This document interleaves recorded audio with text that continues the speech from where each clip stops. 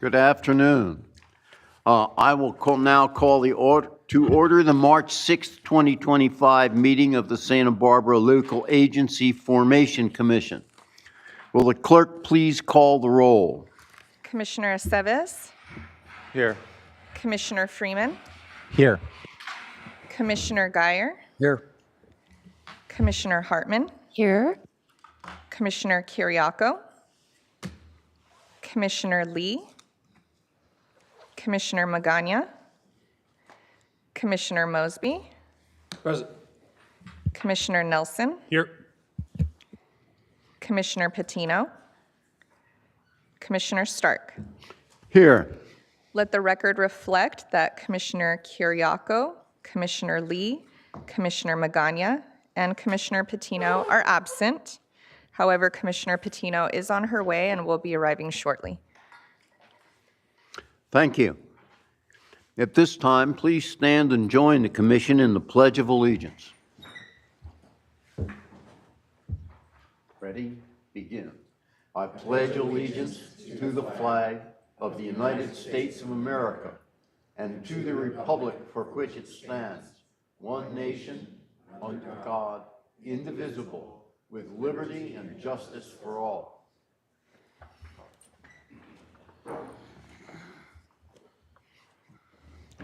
Thank you. The first item of business is the approval of minutes of the February 6th, 2025 regular meeting. Move approval. Second. Is there any discussion? Any members of the public? Chair Stark and members of the commission, we have no request to speak on this item. Thank you. Do we need to take a roll call vote?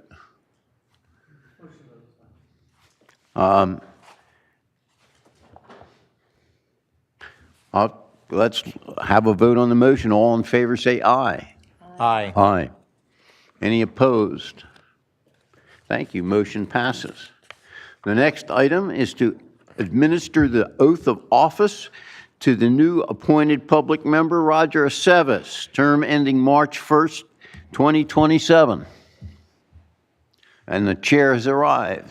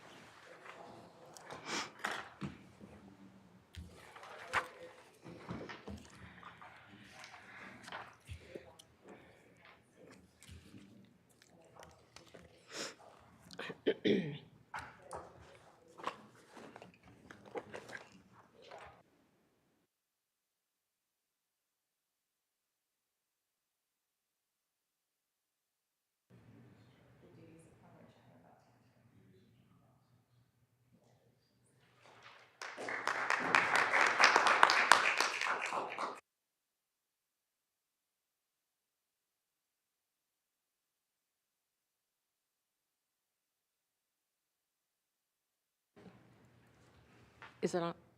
Yeah, it's on. So now's the time for members of the public to speak on items that are not on the agenda. Have we received any requests to speak, Madam Clerk? Chair Patino and members of the commission, we have no request to speak under general public comment. Thank you. Next item is the approval of the consent calendar. Do any commissioners have any items on the consent calendar that they want pulled or for discussion?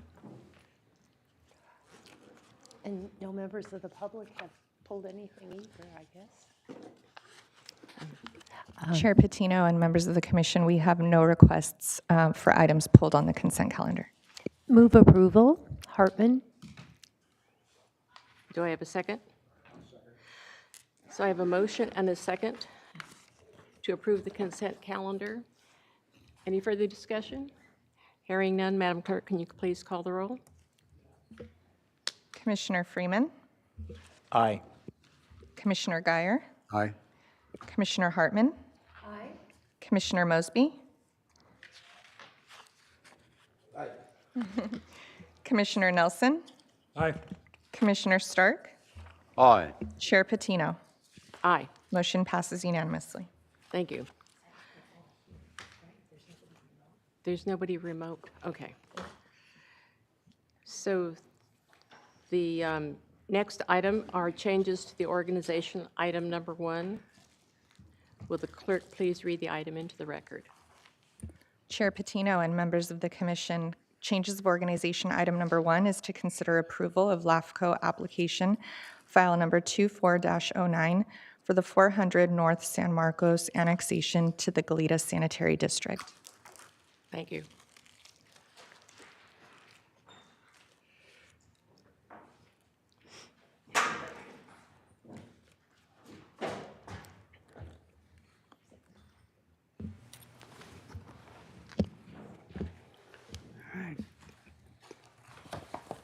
Bear with us, Commission, where we get this PowerPoint up. Here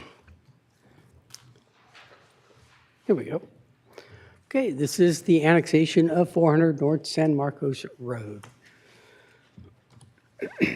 This was an application by petition from the landowner. It includes location at 400 North San Marcos Road, just under an acre-sized parcel. It's to be annexed into the Goleta Sanitation District so that they can provide sanitation sewer services to this single-family house and a detached guest house that's planned to be built. The sphere of influence for the district was last adopted in 2023. Journal vicinity map of the location of the parcel. You can see kind of in the center of the pink hash area, which is the district's boundary. We'll zoom in and show this triangle-sized parcel that happens to be within an island of the district. So there's one more parcel that would be requested to be annexed in the future. It is contiguous to the existing boundary. The land use is residential. It has a single-family residence on it, and they propose to build a detached guest house. So no land uses will change with this boundary change. It's in the county as residential 10R1. The district prepared a plan for service, which is included in the commission's packet as attachment E. Again, the proposal would construct a single sewer system that connects to the existing main of the district. It's approximately 100 feet away, located in North San Marcos Road. Staff has determined that a Class 19 would qualify. The landowner has consented, as they were the applicant of this. The district has also consented, and therefore we can proceed without notice and hearing of an election, because those have been waived by the applicant. So the conclusion is that the site is located in an area that does allow the district to be the best provider of this service. It also represents a reasonable and logical extension of the service district. So staff is recommending approval of this project. And before I turn it back over to the commission for any questions, I did want to note that this application was in the works when I was hired. So this has been a long, I'm happy to see this one finally here. Mr. Allen, if you're watching, thank you for staying with the process and getting an application submitted to us. There was an attempt a number of times to submit an application, and the application either fell short, didn't have the right information, didn't pay the proper processing fees, and has had a letter of failed septic system ever since 2020. So we were able to continue to work with him. He finally was able to hire an agent to help represent them. They were able to get a final map and legal and a full application submitted. And if you look at the packet, they've actually got all that submitted in January of this year. It only took us 2 months to actually process this application to get them through the process. So this is an example of when many people think it takes a long time to get through the process. In reality, it doesn't take that long to get actually through the process. When you submit a proper application, that's a complete application, we can move fairly quickly in the process. But in many landowners' mind, that process often starts when the problem starts and they know they have to get tied into public sewer. So for Mr. Allen, it's probably been since 2020, the process he's been laboring through. But the actual governmental process to get through LAFCO took him 2 months. So I'm pretty proud of that fact, and we're happy to see this one finally come to pass. So if there are any questions of the commission, I'll be happy to answer any.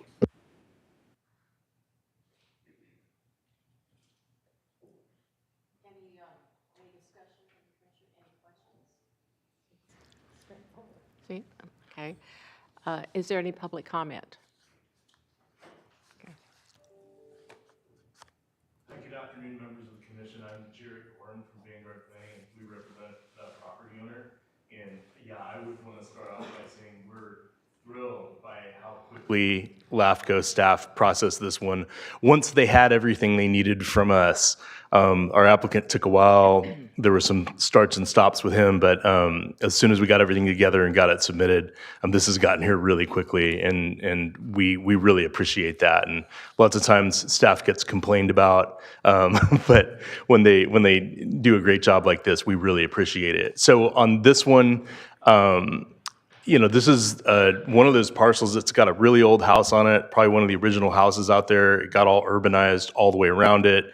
Everybody's served by the sanitary district on all sides of us, so we're sort of this last infill parcel here. We do have a failing septic system. We're also right next to a creek, so we didn't want to.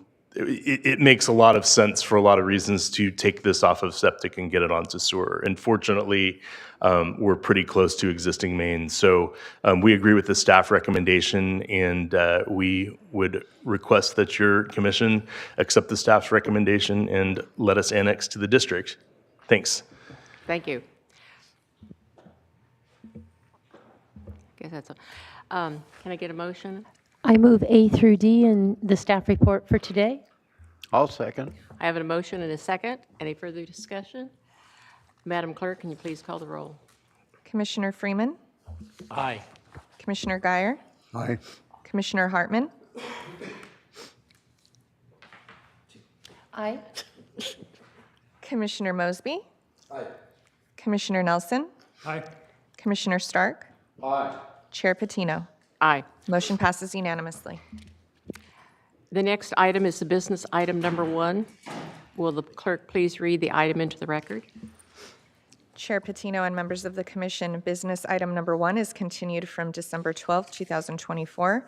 It is to consider recommendations regarding LAFCO application file number 24-04 for an out-of-agency service agreement for the City of Santa Maria to provide potable water service to Santa Maria Bonita Elementary School site located at 2715 West Main Street, Santa Maria, an unincorporated area of Santa Barbara County, west of the City of Santa Maria, 93458, with APN number 113-050-007.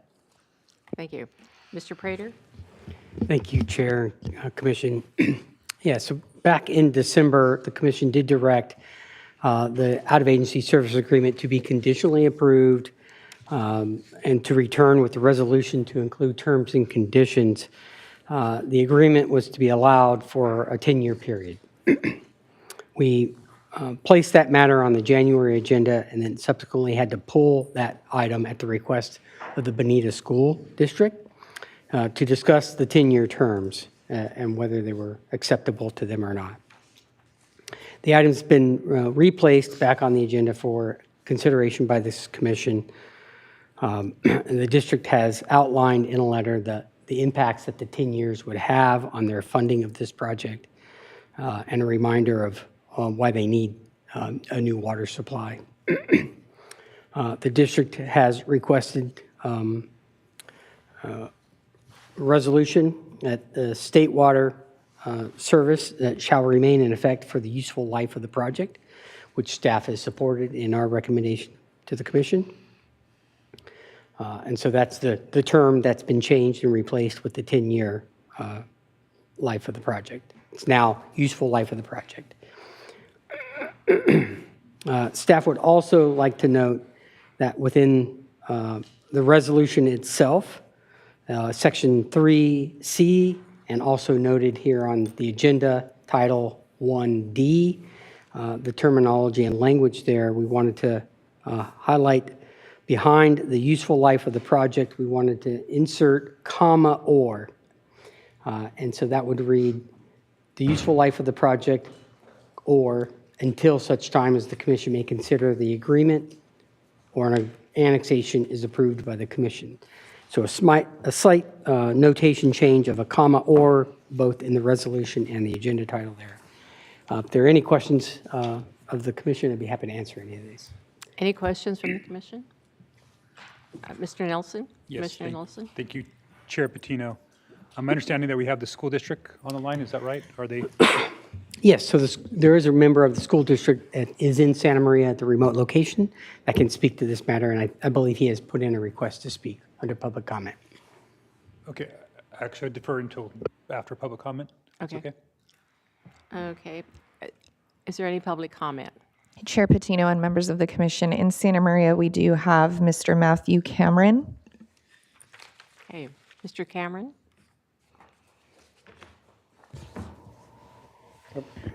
Can you hear me? Yes. Good afternoon, Chair Patino and commissioners. My name is Matt Cameron. I work for the Santa Maria Bonita School District. I am the student housing technician. So my primary responsibility is ensuring that we have enough space for our students at our various school sites. And an interesting fact at this point is that we are a growing school district.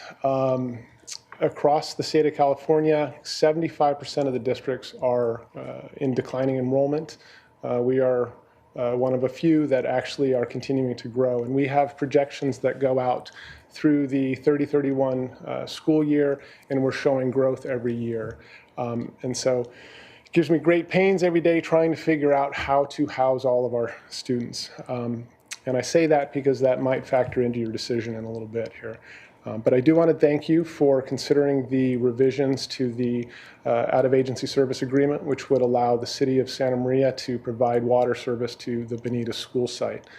So taking a step back, the reason why we're doing this is the Bonita school site, from its construction, was receiving water from an on-site well. Now, some years ago, it started to have an issue with nitrates in the water supply. We were filtering the water for a number of years. That was an expensive, time-consuming process. We had to do repeated testing to ensure that the water remained safe for our students and staff. And about 2 years ago, we actually switched over to providing bottled water service for our students and staff, which is not certainly an ideal long-term solution. As a result, this project that we're discussing today came about where we are hoping to connect to the City of Santa Maria municipal water supply. As you can imagine, it's not an inexpensive project. We're looking at, I think, about 1.6 miles of piping to be installed along Main Street, and it will connect into the city's nearest termination point by the wastewater treatment plant. 2 years ago, we got a quote or an estimate for the construction. We were looking at just shy of $1 million at that point. We are hoping to get an updated figure, but I would assume, like everything else, it's probably gone up considerably. So fortunately for us, though, we have been working with the State Water Resources Control Board to apply for grant funding for the project. So they will cover the entire project for us if any agreements associated with the project are good for the useful life of the project, which is why we're asking for the revision to the out-of-agency service agreement. Now, I think probably one of the reasons why it was suggested to include the initial language of a 10-year expiration on the agreement was because there's a very good question about why that school is there and maybe it should be moved elsewhere. I'm not in disagreement. If you were to ask 1,000 people where a good place to put a school for our students would be, I don't think a single one would pick that location. However, it is what it is. We, as I was mentioning a minute ago, We are absolutely at capacity, or we've got growing enrollment. I'm struggling to figure out where to place students. And so I know that we are not going to be in a position anytime soon to relocate that campus. Now, you might be aware, well, I'm sure you are, that recently we had a bond measure passed for $77 million. That money has essentially already been spent. We are planning to build 2 new campuses in the Blosser Ranch development that will supply the needed space for the actual development in that area. So it's really not going to provide us any additional space for existing students. It's more for planned growth in our enrollment. So we can't simply move those students from the Bonita school site to this new campus. And once those 2 schools are constructed, we do not anticipate having any any bond money left over. So if anyone has any questions, please let me know. I'd be happy to answer them, but I'm hoping that the commission can agree to this new revised out-of-agency service agreement. Thank you. Thank you, Mr. Cameron. Any questions? Yes. Mr. Nelson? Yes, thank you, Chair Patino. Thank you, Mr. Cameron. I have a few questions for you. According to the state website, the current enrollment is what, 545 students? Is that correct? That sounds about correct, yes. Yeah. Can you tell me how many of those students are bused to that location? I believe all but one. And that one student that actually is not bused is a boundary exception from the Guadalupe School District, who lives on a neighboring farm. So, yeah, anyway. So all the students are bused to that location? All students are bused. It is not an ideal situation. And would you talk about maybe the safety on Highway 166 there? Are there often issues with that corridor? There certainly are issues with that corridor. We have not had any in terms of transporting our students, but yes. Okay, thank you. Do you know how many students were at that location before the school district took over ownership? Because my understanding, and if you can correct me if I'm wrong, Bonita School District was its own school district, and then it was absorbed into the Santa Maria School District, I think in 1987, I believe? Yeah, that is correct. Okay, and at that time, they were down to just a few students, I understand? I don't have actual numbers, but I'm sure it was quite a bit less. We actually added some buildings, classroom space, since merging with that district. So I'm sure their capacity was minimal at the time. Right, so you guys continue to intensify the use out there over that period since 1987? Yeah, I mean, there's no additional construction planned. We are done. It's a very small school site. It's the site itself is 5 acres, which is exceedingly small for an elementary school. Understood. And just talked about, out there, you're kind of in the middle of agriculture. Can you talk about for a moment, what that looks like? I know often, pesticide drift is a concern for, all urban uses, but, a school is an even more sensitive site. Can you talk a moment about that? I mean, I don't have any data that suggests that we're having health issues with any of our students because of that. I do agree with you that it is potentially an issue.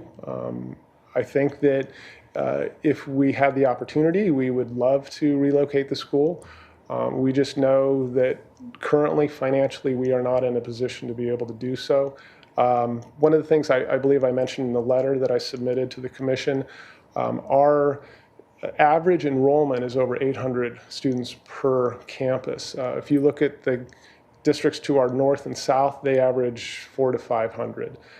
So we're really dealing with an overcrowding situation. And as much as it would be beneficial to relocate the school or to relocate the students from the school, it's not a feasible option, not for quite some time.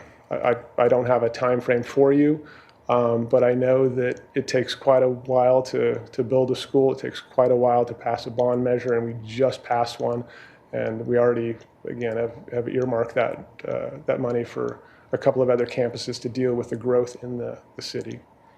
We know, Mr. Cameron, if we move forward with this and you guys receive that bond, then we'll be committing to 50 years of using it as a school. Is that correct?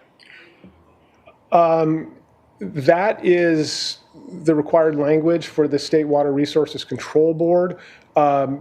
we do not necessarily intend to keep that campus there for 50 years. I mean, we don't have a set date, but the intent would not be to necessarily remain there for the duration of that 50 years. If it became possible either through additional bonds passing or declining enrollment, then yeah, I would say, and I don't know if I can necessarily speak for the entire district, but that should be one of the top schools to consider relocating. And I should point out as well that we struggle to find bus drivers these days. It's a real challenge. So yet another reason why moving away from the Bonita school site would be a real win for the district. So we're highly motivated. It's just figuring out how to make that happen at some point in the future. Well, thank you, Mr. Cameron. I do appreciate your comments and your candor, and I think that was kind of the intention that I think we both share, is being highly motivated at looking at some options there because of the concerns. And I know Miss Lyons well, one of your bus drivers, and I'm pretty intimately close to this site. My uncle used to actually teach at Bonita School before, back in the mid '80s. So I know well. That's it for my questions. I do have some deliberations, but I don't know if the rest of the board has questions before we Thank you. get there. Any other questions of commissioners? I have a question. I think it's truly unfortunate that we're in this situation. Am I correct? We have no direct jurisdiction over school districts. That's my understanding. That is correct. We have jurisdiction over what we have LAFCO jurisdiction. does not have jurisdiction What over is the schools. alternative if we don't approve this? What are they going to do? Are they going to continue to bottle water in? Is that? I mean, speaking on behalf of the school district, then yeah, things would probably not change. We'd probably stick with bottled water until we could maybe find some other solution. But we've already tried filtering the water, and we've found that was not a good solution. So I can't fathom that there is a better option, but we have not investigated beyond that. So essentially, we're sort of stuck here. There's a bunch of elementary school kids, irrespective of where they started out, they got to have safe drinking water, and it doesn't seem to be any good alternative. That seems to be where we're at. Thank you, Commissioner Stark. I do know that land was gifted to be used as a school only, and when it is no longer used as a school, I guess it goes back to the trust or whatever, but it's not like they can just sell the land and go someplace else. So it's just, they're pretty much stuck there. Yeah. Commissioner Freeman. I guess I'm struggling to remember why we were keen on the limitation. What I'm remembering, which maybe is wrong, is the idea that by providing water to that parcel, if the school does end up moving, that we would then have continued to provide water to something that will no longer be a school. But what you're telling me is that it kind of has to be a school, and It has to be a school or, yeah. yeah. And so and so that, to the extent to which I remember there being the kind of a blocker, it feels like that's really maybe not a concern, or maybe we could, worst, can we provide a tying request in the out-of-service agreement that it will be as long as it is a school until it gets transferred back to that trust, or something along those lines, rather than trying to make it a time-based box, or? Mr. Prater? To that point, Chair, through Commissioner Freeman through the chair, I think that's what this new language does suggest, right? So if it's the useful life of the project is for the school. So if it no longer becomes a school, it's no longer useful. That's useful life of the, I understand, okay. Whenever that time frame occurs, we can then nullify the out-of-agency service agreement, or until the commission takes up the matter on its own and reconsiders the matter. It could be any time frame that the commission chooses. So useful life of the project is specifically the school project? school project. Okay, I was thinking that it was the water pipeline project, and it's as long as that's in service, there's something that, but. Is that potentially what, sorry, I don't know. Commissioner Nelson? Yes, thank you, Chair Patino. So it's the useful life of the school or of the pipeline? Because I think that's those are two different things. And I think they mean something here. Yeah, it's the useful life of the pipeline to the school. Pipeline. to the school. And I think that's where, I think where we got to earlier was twofold. The reason why I asked for this 10-year period. One was to potentially put additional pressure on the school district to try to be more creative. I really appreciate Mr. Cameron's candor. I think I wrote that he didn't disagree, and one of his explanations is it is what it is. But there hasn't ever been any significant effort by this school board to really work on this problem. Actually, to the contrary, they've intensified the use out there. We've seen this, right? I mean, they've put additional portables. I've met with CHP. Those of us who sit on SB CAG know that the section of 166 is one of the most dangerous sections in the county, and that school buses idle along in the right-of-way for about half an hour as they try to enter onto the campus. It's a really precarious area, and that's what, it concerns me about the safety of the children out there, and that the school district hasn't made this a higher priority. And so that's one of the reasons why I was saying, hey, let's put a 10-year clock on it. Maybe they'll start to have some ongoing discussions about it. The other one was in condition C here, which binds future landowners or future owners of this parcel to agree to an annexation to the city. Or is that what that condition is on our recommended actions? That seems like that's even more. That this is kind of a potentially growth-inducing condition that is saying, hey, there's a foothold on future annexation out to there. I have a map here that's on the screen if you guys look at it. It's 3.1 miles to the nearest residential area from Bonita School. And so that's a significant portion, and you can kind of see it kind of in the heart of the western part of the valley. It's right in the middle. It's very far from any other residential use. And so kind of having a city outpost, right or wrong or indifferent, it just seems to be concerning for maybe future developers that wanting to promote sprawl would try to use that as a reason. And so that's why I wanted to have a greater discussion about this with all of you. So, Yes, Commissioner Freeman. Please correct me if I'm wrong, but I feel like I've seen this language in many out-of-area service agreements, and that the premise of it is to bind the landowner, not us or the city. So if we think that it's sprawl and we don't want that annexation to occur, we would not approve it at some later period of time. Okay. But instead to make it so that we don't end up in a situation where the landowner ends up almost like stonewalling the process of an annexation for this water. If at some point later the city grows around it and they just kind of like refusing to do it or something, like it's to bind them, not like we don't necessarily will ever annex them. Chair and Commission, that is correct. This is a standard condition applied on every out-of-agency service agreement, and it really is intended to preclude any landowner, current or future, from protesting the annexation process. It doesn't require annexation, doesn't require the commission to annex. If you see fit in the future, then that landowner would not be able to protest that decision, nullifying all of the actions that the commission is intended to take in that scenario. Thank you. Any other comments from the commissioners? I guess my last, if we're in deliberations here, is that it's too important for the health and safety of the children there that we don't have water there. I just wanted to have this discussion because it is, I don't want it to go by that this is kind of a big deal. I mean, it's a site there that is a concern. There's not often local hearings on this site, and I wanted to make sure it gets highlighted that it is a challenge for the Santa Maria Valley, this school that's out in the middle of the heart of agriculture. And sometimes as we deal with the county, sometimes urban and agricultural uses don't mix super great. So it's something I really hope that Mr. Cameron and the school board and the superintendent continue to look at and try to find opportunities. Maybe potentially with these new school sites, they might be able to increase them a little bit bigger and maybe try to find a way to start to relocate some of these students back there and maybe engage with stakeholders at the state.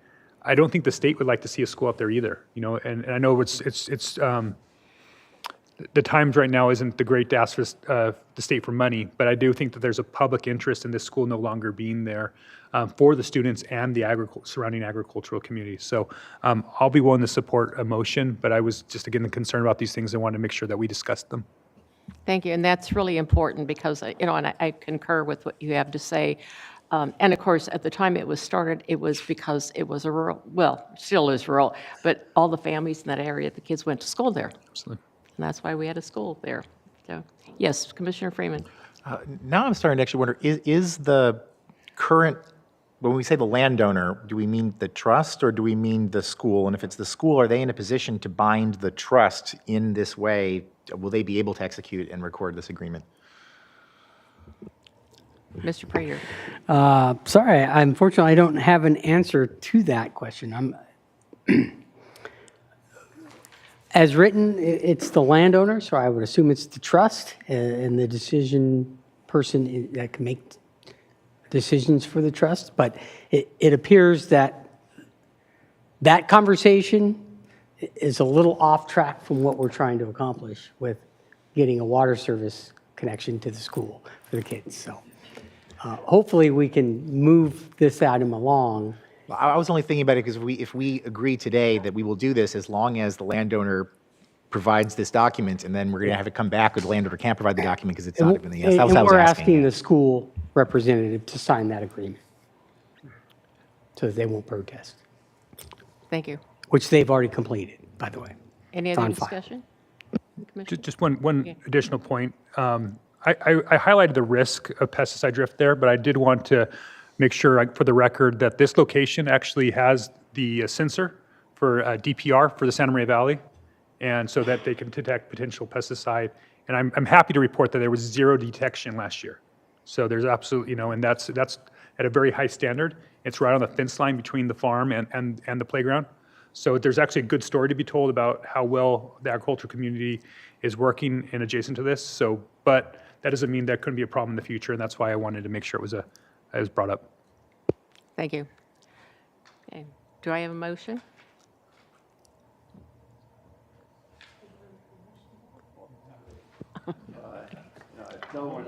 Commissioner, okay. I'll make the motion. And a second? Second. I have a motion and a second. Do we have to do a roll call vote, Madam Clerk? We don't. Okay, so all those in favor? Aye. Aye. No votes? I'm an aye. You're an aye? Okay. Okay. Motion carries. Thank you. Next item is a business item number 2. Will the clerk please read the item into the record?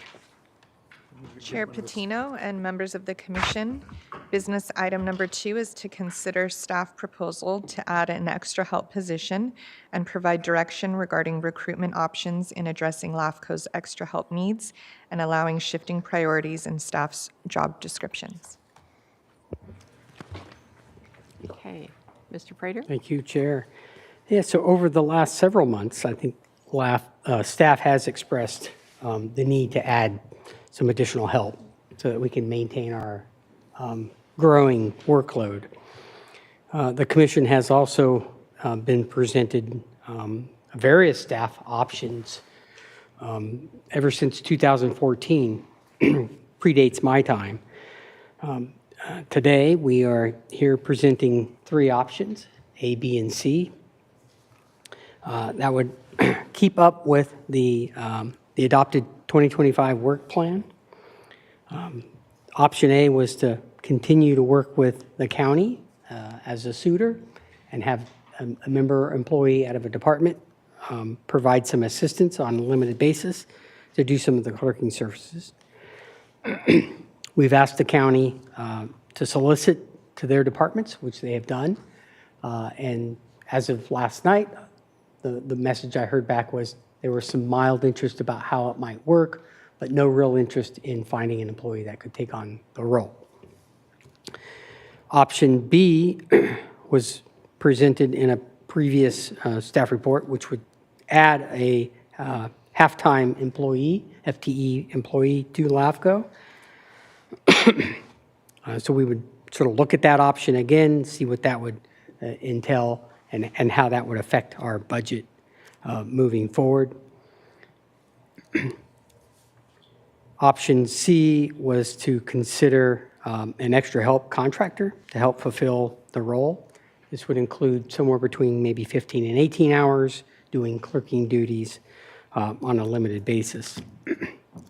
So each of those options certainly would assist us in preparing our 25-26 draft budget that's due next meeting. So we're asking the commission to consider the request that we've asked for some additional help. The recommendation is that we go with option C at this point, since options A and B didn't seem to pan out. Certainly B, adding a full-time employee would require a full recruitment process that we're not probably ready to divulge into at this point. So option C seems to be an immediate fix that we could utilize somebody for at least 24 months, kind of get established ourselves. That would tie in well with the grant work that we're up and coming with. At the heels of that, if we need more time, we can reassess, reconsider, or we can look at options again and look at ultimate hiring a full-time employee or a part-time employee to the commission. So with that, that's my recommendation. Happy to hear a discussion amongst the commission to give me some direction. Whatever the direction would be will affect how we prepare our budget, which would be presented to you in a draft form in April, and that's how we would proceed moving forward. Any discussion from the commission? Questions? No. Commissioner Freeman?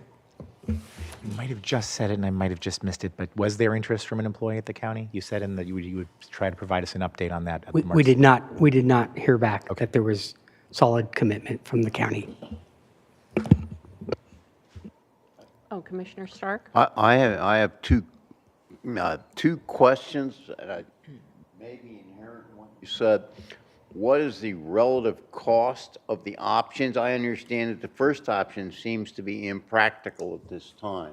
What are the relative costs of the other, or estimated costs of the other two options? And which of these options gives us the most flexibility?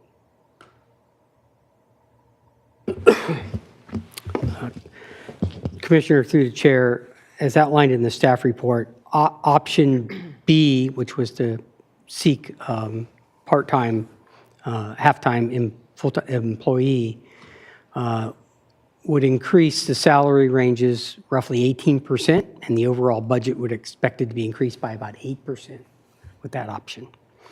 Option C, because we are looking at a former SB SERS retiree, there's a limited number of hours that they can be employed and a certain duration that they can provide this help. We would supply that under a professional and special services line item. That would increase that line item by about 40%, but only the overall budget would increase by about 5% for that particular person. So we'd be paying that person out on an hourly rate basis through regular payroll. Commissioner So Geiger? The cheaper option would be option C. Under option B, how many hours would that part-time be approximately? That would be 20 hours. 20 hours? Okay, do we have any public comment? Chair Patino and members of the commission, we have no request to speak on this item. Thank you. I have one more Okay. question. Commissioner Geiger? And it would be remote work? Yes, if all employees would still remain as remote. No questions? No discussion? I got a quick Okay. question. Commissioner Nelson? So option C is what you're recommending now? Is that what I'm understanding? 'Cause it says option 1 under the recommended actions in the board letter. And I'm trying to connect ones to A's and, Yeah, option 1 is option C. okay, got it. I tried to switch it from an A to a C so that we wouldn't cause confusion. Okay. But Option 1 is option C. Got it. Okay. That is helpful, and I think that I'm generally supportive of that. That sounds like that might be a good interim. There's money coming in for this grant that's going to help pay for this, right? And then also we have projects that are coming through that this might help alleviate some of that into the budget as well. yes, correct. So this could be potentially neutral, or, It could be potentially neutral, particularly if we're awarded the grant. okay.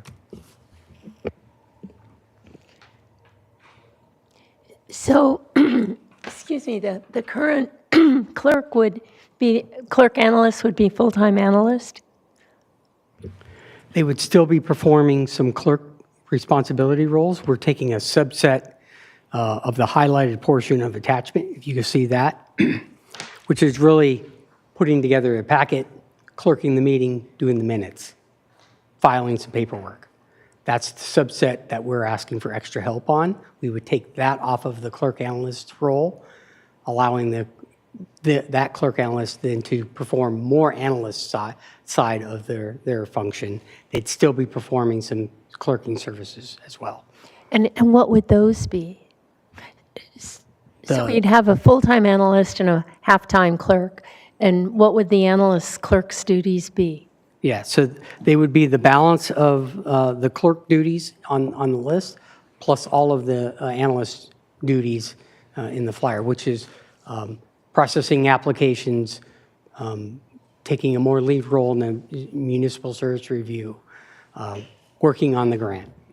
Those are the primary three that I can come up with. Okay, do I have a motion? I'll move staff recommendation 1, that was C. Okay. Do I have a second? I'll second that. I have a motion and a second. All those in favor? Aye. Aye. Those opposed? Motion carries.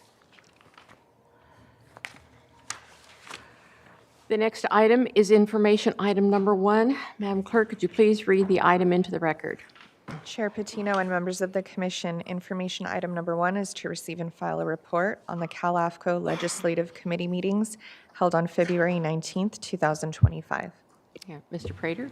Thank you, Commission. So the Ledge Committee of LAFCO is back functioning. They had their first meeting. That first meeting really was to establish from the LAFCO family side, what did they want to see in an omnibus bill? What legislations does LAFCO want to move forward, particularly that would be omnibus material. And if it wasn't that, if it was greater than that, we could sort of set aside and seek direction from the full LAFCO board about whether to pursue a legislator, to pursue a bill, right, for that. So that was what the general meeting was. We looked at 4 kind of proposals. 3 of those proposals were recommended to move forward as an omnibus material. Those are kind of listed in the staff report, deal with noticing, addressing some verbiage and language and definitions about new and different services as latent powers and trying to clean up that language. We also recommended that the Ledge Committee, as it's back informed, bring in the lobbyist members that are under contract with LAFCO and be part of the Ledge Committee so that we could get a close relationship of all of the legislation that's going through the state. And so meeting number 2, which is up and coming, is really going to look at what's on the docket at the state level as bills that might have an effect on LAFCOs from others. And we're hoping to get information from the lobbyist about that and where can we support, where do we have opposition, which ones are we going to watch as they move forward through the process. So with that kind of concludes the meeting that was held for February. Again, 3 of those were recommended to move forward. So if there's any particular questions about any of those bills, I'm happy to answer any questions. Thank you.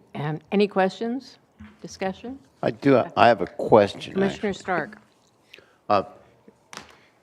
Is my understanding is that the lobbyist that LAFCO has a contract with is, I think it's called Hurst Brooks Espinoza, and my recollection is that that firm regularly puts out an email, kind of an update at regular intervals and makes it available. And it's very handy to keep current on it. And if that's available to us, I'd like to know whether we could get on the email chain, because I think it would be useful and timely information. I can look and ask that question at the next Ledge Committee. However, every member of this commission is also a member of Cal LAFCO. So if you haven't done so, you can reach out to Cal LAFCO, get a membership ID, get a login, and they have on there the capital track of all of the legislative bills. And they have tracked bills that are interested of Cal LAFCO and all of us LAFCOs that you can also monitor if you're interested in that. I periodically will agendize the tracked bill item, and we'll bring that forward. And I do a printout of that sheet and make it part of the packet. And I probably will be doing that for our next month's meeting because it's germane to start looking at what's on the books that we're following. That's another way. If you're not on, if we can't get on the lobbyist list, then you can still get in through Cal LAFCO and its website as a member. Any other questions, discussion? I did have a question. Were the counties that were leaving and threatened to leave brought back by this compromise? No, not yet. Not as of this date. Okay. Madam Clerk, is there any public comment? Chair Patino and members of the commission, we have no request to speak on this item. Thank you. So that is just for discussion. The next item is information item number 2. Would the clerk please read the item into the record? Chair Patino and members of the commission, information item number 2 is to receive and file a report on file number 25-01 for San Marcos Ranch annexation to the Goleta Sanitary District. Mr. Prater? Thank you. So this is an application that was submitted for a 33-acre, 2-parcel development that's being proposed for multifamily apartments that was submitted for annexation into the Goleta Sanitation District should they get their clearance from the county. So this is the notice that starts that formal 60-day period for comments to be received by affected agencies. The application is still being processed by LAFCO and will follow all of the procedures. We have initiated the initial 30-day letter. We've asked for information, so we've placed the item on hold. And there's been a handful of application requirements that still need to be complete before we accept it. So if there are any questions about this application, I'll be happy to answer any. Thank you. Any questions from the commission? Any discussion? Any public comment, Madam Clerk? Chair Patino and members of the commission, we have no request to speak on this item. Thank you. The next item is commissioners and staff announcements. Are there any commissioner announcement or requests for future agenda items? Yes, Commissioner Freeman. So, due to happy and positive changes in my life, sometime later this year, I will be moving from Isla Vista to Carpinteria, at which point I will be stepping down from the Isla Vista Community Service District, and therefore will no longer be on this board. What was I going to say? Oh yeah, I've already purchased a house, doing a lot of construction on it. Currently, I'm definitely still living in Isla Vista. The most likely scenario is that it will be during the usual student leasing handoff process that occurs in the summer, but not yet exactly determined. Thank you. That does happen. It's been a pleasure working with all of you, of course. So that means there's a general election again to fill you, or how do we fill the seat? Yeah, so we'll have our alternate commissioner fill the vacancy while he's out, and we will seek a new election to fulfill that vacancy. Okay, no other comments? Are there any executive officer comments? I have no additional comments. I just wish everybody a happy, this is St. Patrick's Day month, I guess. So the Santa Barbara County Local Agency Formation Commission is adjourned till 1 o'clock, April 3rd, 2025 in Santa Maria. Thank you. Cool.